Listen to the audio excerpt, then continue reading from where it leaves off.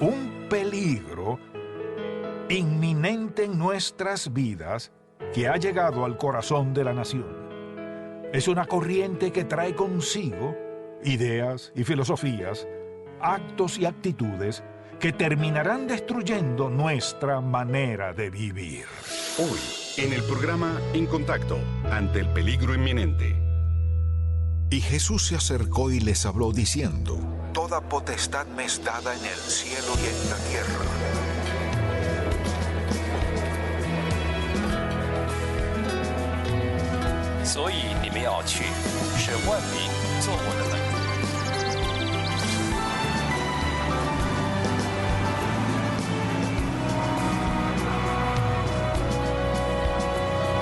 Baptizing them in the name of the Father, the Son, the Holy Spirit.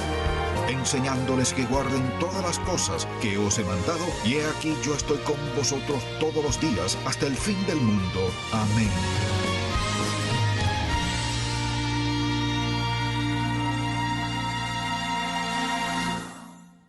A lo largo de toda la Biblia, Dios nos da advertencias y con ello nos exhorta porque quiere protegernos, porque nos ama y se interesa por nosotros. A veces lo escuchamos, pero otras veces no. Al leer la Biblia es evidente que cada vez que una nación, una ciudad o individuo ignora las advertencias de Dios, sufrirá las consecuencias. Evidencia de esto vemos en el primer libro de la Biblia con la primera familia. ¿Recuerda lo que le dijo Dios a Adán y Eva? De todos los árboles del huerto pueden comer. Imagínese vivir en un lugar tan formidable. Luego les da una advertencia.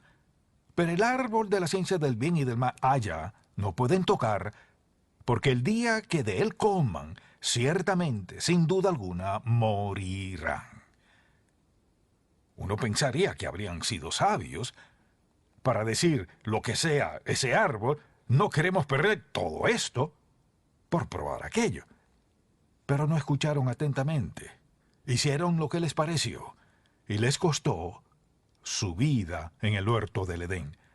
Y a lo largo de los siglos, individuos, ciudades y naciones han escuchado la verdad y la han ignorado para hacer lo que les place y han pagado un alto precio. Muchos países en el mundo estamos en una posición muy peligrosa. Es peligrosa porque hemos escuchado la verdad, los principios de la palabra de Dios. Él dice, por ejemplo, el alma que pecare, esa morirá. Dice que cosechamos lo que sembramos, más de lo que sembramos después de sembrarlo, es un principio bíblico. Hemos escuchado muchos principios que se aplican a individuos y a naciones. Pero a pesar de todo eso, especialmente si somos creyentes, no obstante, como nación nos encontramos violando las leyes de Dios. Vamos por un rumbo que será desastroso para nosotros, para nuestros hijos y las generaciones venideras, a menos que haya un cambio. Le insto a que escuche, observe y tome notas porque leeremos varios versículos del libro de Proverbios. Y al leer el libro de Proverbios vemos cuán claros y cuán aplicables son estos versículos para nosotros en la actualidad. Comenzamos con el primero en Proverbios 29:2. Cuando los justos dominan, el pueblo se alegra. Mas cuando domina el impío, el pueblo gime. Esa es la palabra de Dios. El rey con el juicio afirma la tierra, mas el que exige presentes la destruye. Aparta al impío de la presencia del rey, y su trono se afirmará en justicia. Misericordia y verdad guardan al rey, y con clemencia se sustenta su trono. Donde no hay dirección sabia caerá el pueblo, mas en la multitud de consejeros hay seguridad. Por la bendición de los rectos la ciudad será engrandecida, mas por la boca de los impíos será trastornada. Al leer estos versículos vemos que son advertencias, son avisos, cosas que deberíamos tomar en consideración, pero a menudo pensamos que todo lo que sucede es nuevo, pero hay algo interesante que deseo que escuchemos, y es el mensaje que dio un presidente hace más de 133 años. En 1877, James Garfield, 20º presidente de los Estados Unidos, exhortó al pueblo diciendo: ahora más que nunca, el pueblo es responsable del carácter de su Congreso. Si ese cuerpo es ignorante, irresponsable y corrupto, se debe a que el pueblo tolera su ignorancia, irresponsabilidad y corrupción. Si es inteligente, valiente y puro, se debe a que el pueblo exige que sean esas altas cualidades las que le representen en la Asamblea Legislativa Nacional. Ahora eso se dijo hace 133 años. Pero veamos lo que sucede en la actualidad y qué pasa. Y debemos analizar seriamente la posición en la que estamos porque es muy, pero muy peligrosa. De hecho, nunca había sido tan seria. Alguien dirá, ¿y todas esas guerras? No, nunca habíamos estado donde estamos. Deseo que escuche atentamente porque, mire, se trata de su vida, su familia y las generaciones venideras.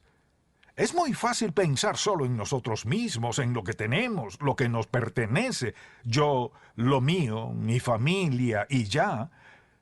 Pero no podemos pensar así, siendo sinceros con nosotros mismos y con nuestros hijos, nuestras familias y las generaciones que vendrán.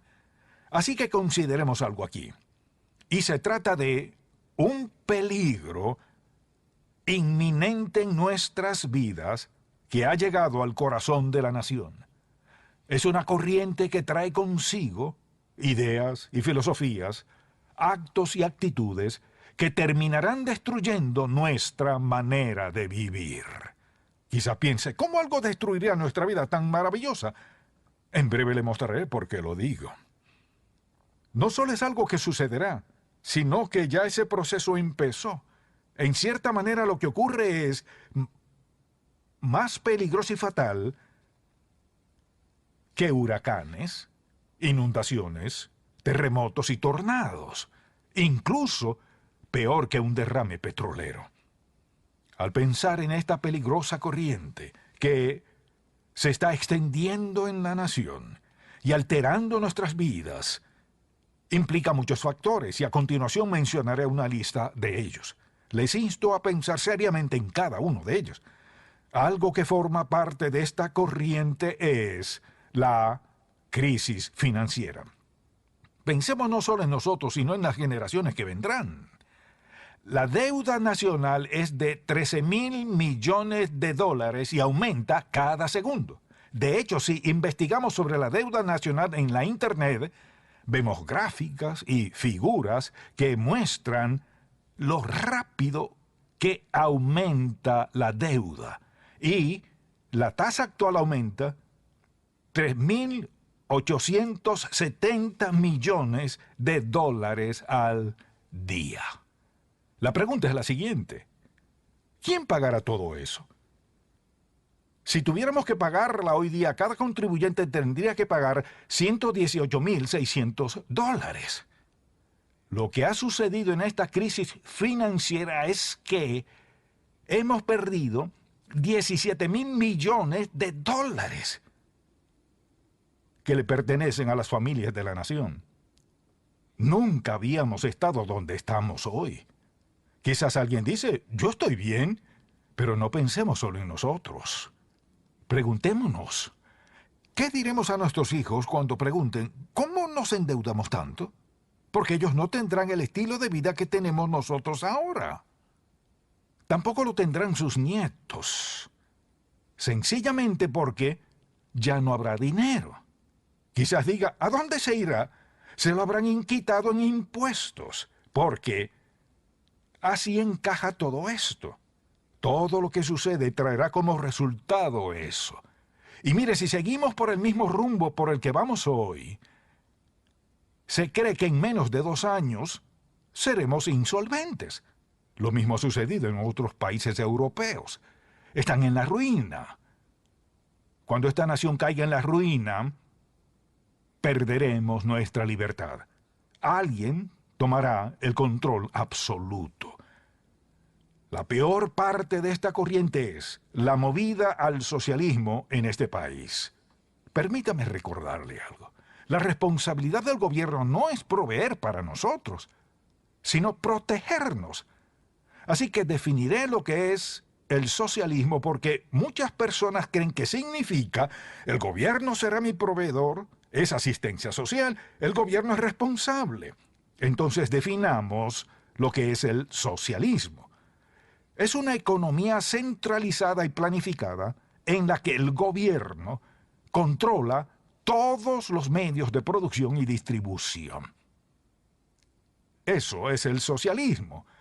Ahora, si queremos saber cómo funciona eso en la práctica, podemos preguntarle a quienes lo han experimentado, incluso personas que conoce que vivieron en otros países de Europa bajo el régimen comunista. El socialismo es algo parecido. Una sociedad socialista no recompensa el trabajo. O sea, Dios nos ha dado dones. Algunas personas son muy buenas en lo que hacen, sea tecnología o lo que sea. Trabajan diligentemente. Una gran nación se construye con diligencia, creatividad y buena disposición para el trabajo arduo, para lograr avances científicos o de cualquier índole. Pero si no hay motivación para eso, cuando se reprime la creatividad, ¿qué sucede? Algo le sucede a toda la sociedad.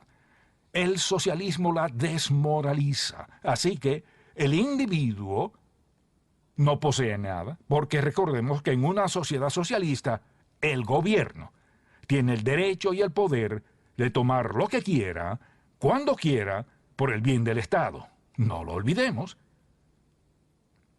Ese es el poder de una sociedad socialista. Escuche bien. Esta corriente trae un control que sin duda tratará de silenciar la verdad, tratará de aplastar la devoción religiosa y la adoración del pueblo de Dios. Y parte de esta corriente es la guerra contra Jesucristo. Hay una guerra en contra de Jesús. Al sacarlo de las escuelas, al eliminar la Biblia, poco a poco, luego dicen que no quieren que nadie ore públicamente a Jesucristo y ni que los capellanes usen el nombre de Jesús en sus oraciones. Permítame preguntarle, ¿qué tiene Jesús que no les gusta? ¿Acaso hizo algo malo? ¿Qué tiene el Hijo de Dios, enviado por el Padre, que vino a este mundo, nunca cometió ningún pecado, siempre ayudó a otros, sanó, enseñó, motivó? Al mirar el pasado, la historia, vemos que fueron principios bíblicos y el reconocimiento de la igualdad de todas las personas lo que, por ejemplo, elevó a las mujeres de la nación a su posición actual. Veamos en muchos otros países del mundo la posición de la mujer, porque el Señor nos ve a todos como sus hijos, que aceptamos a Cristo como Salvador. Él le ofrece salvación a toda persona sin excepción. ¿Qué tiene Cristo que a la gente no le gusta? Él murió en la cruz, murió por nuestros pecados, hizo posible que seamos perdonados de todos nuestros pecados, hizo posible que vivamos como agrada a Dios, hizo posible nuestra esperanza después de la muerte, nuestra seguridad de resurrección y la promesa del cielo. ¿Qué le disgusta de Jesús? Al considerar toda esta corriente, pienso en una de las decisiones más desastrosas que podemos tomar, y se lo aseguro. Al darle la espalda a Israel, no escaparemos del juicio de Dios. No escaparemos.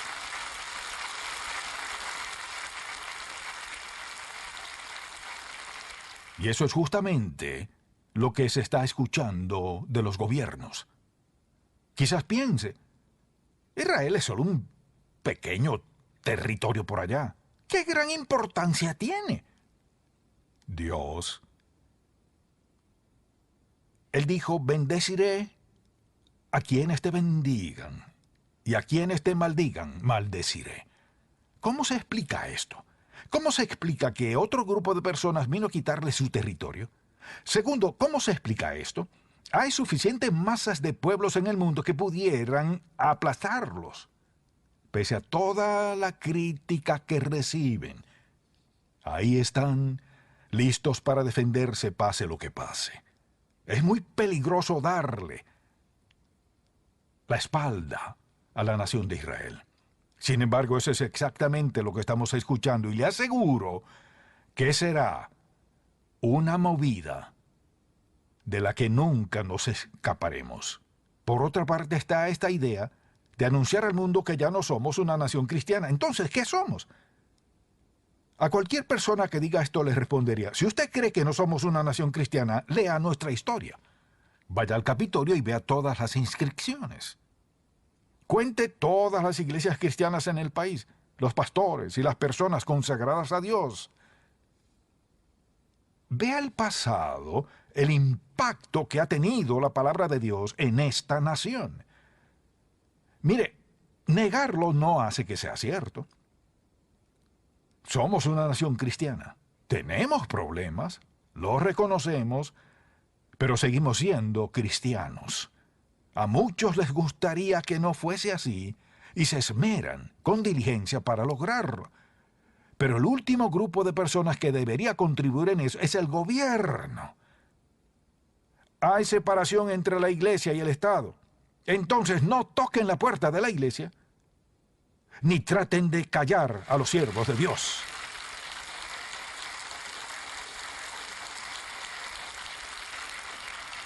Al pensar en el hecho que le hemos dicho al mundo que no somos una nación cristiana, ¿qué clase de mensaje comunica eso al mundo?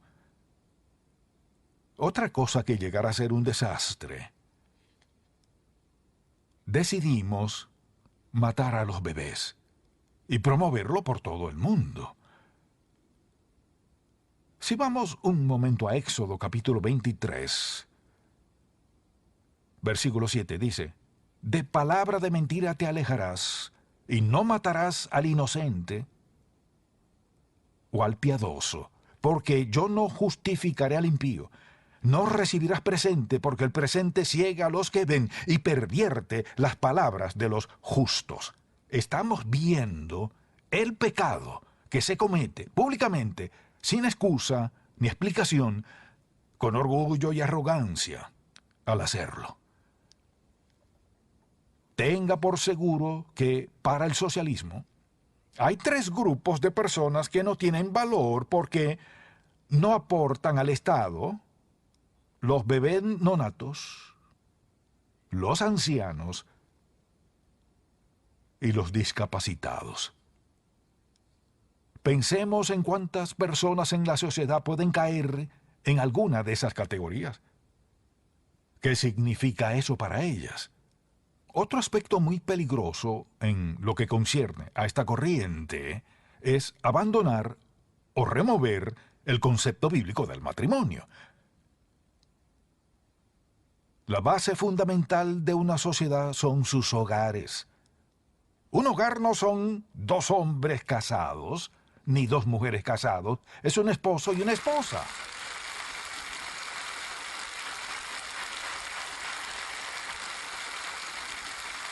La Biblia es clara como el agua, así que si queremos una sociedad desenfrenada con la maldad, hay que eliminar la palabra de Dios. Por eso algunas personas han tratado de decidir que no quieren el concepto bíblico del matrimonio. También pienso en el aumento de los desastres naturales. En los últimos 20 años se ha cuadruplicado la incidencia de desastres naturales en esta nación. Aumenta 5% cada año desde 1960 y esas tragedias nos cuestan 5% de la economía. Piensa en el costo de un huracán o en el costo de un derrame petrolero. Recuerde que los países socialistas no no toman precauciones ante estas catástrofes para ganar control y solucionarlo con más impuestos. Es muy claro. ¿Estoy diciendo que eso es lo que está pasando? No, pero así opera el socialismo. Quizás alguien diga, bueno, Dios no tiene nada que ver con esos desastres. Veamos si eso es cierto. Escuche este versículo. Si yo cerrare los cielos, es Dios quien está hablando, para que no haya lluvia, y si mandare a la langosta que consuma la tierra, o si enviare pestilencia a mi pueblo, es muy claro, Dios sí castiga a las naciones por alguna razón. Luego dice, si lo hago, así se cambia el rumbo. ¿Cómo se hace? Él dice, si se humillare mi pueblo, sobre el cual mi nombre es invocado, y oraren, y buscaren mi rostro, y se convirtieren de sus malos caminos, entonces yo iré desde los cielos, y perdonaré sus pecados, y sanaré su tierra. Quizás se pregunte, ¿qué estoy diciendo? Lo que quiero decirles es que la única manera de cambiar esta corriente que es rápida y creciente es que el pueblo de Dios haga ¿qué? Se humille ante Él. ¿Y eso qué significa? Sencillamente que estemos dispuestos a reconocer nuestra dependencia total de Dios, que no somos dignos de su perdón, pero clamamos a Él.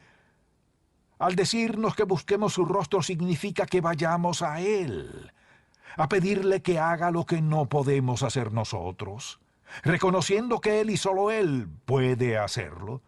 La Biblia habla de dejar nuestros malos caminos, es decir, arrepentirnos de nuestro pecado. Y dice que el juicio comienza en la casa de Dios. No esperamos que los no creyentes hagan todo esto, porque esta es la tarea del pueblo de Dios. Es nuestra responsabilidad. Estamos donde estamos por nuestra apatía. No hemos orado lo suficiente por nuestros líderes. No hemos valorado lo que tenemos. Dios nos insta a humillarnos, buscar su rostro, dejar nuestros malos caminos y orar, clamar a Él. ¿Para que haga qué? Para que nos cambie y cambie la nación. ¿Cree que Dios contesta nuestras oraciones? Le haré otra pregunta.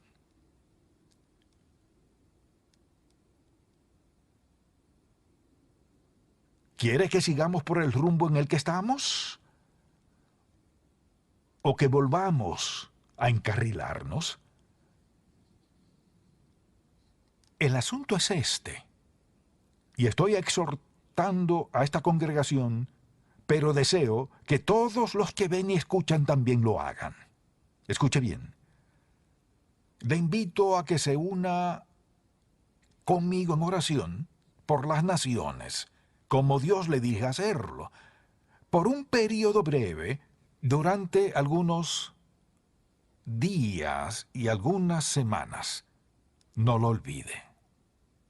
Pidámosle a Dios que cambie el rumbo de esta nación, que abra los ojos de la gente en este país, los ojos de la iglesia, para que reconozcamos nuestro deber y veamos que Dios ha contestado nuestras oraciones en el pasado. Las ha contestado, aún desde el nacimiento de esta nación. Y sigue contestando oraciones para la gente que cree genuinamente que Dios omnipotente aún escucha y contesta oraciones. Le pido que me acompañe. Ahora escuche bien. Si hoy está dispuesto a decir, me uno con el pastor a orar por el país y las naciones todos los días y varias semanas, y veamos lo que Dios hará por la nación. No se ponga de pie si no va a orar. Si va a hacerlo, le invito a ponerse de pie.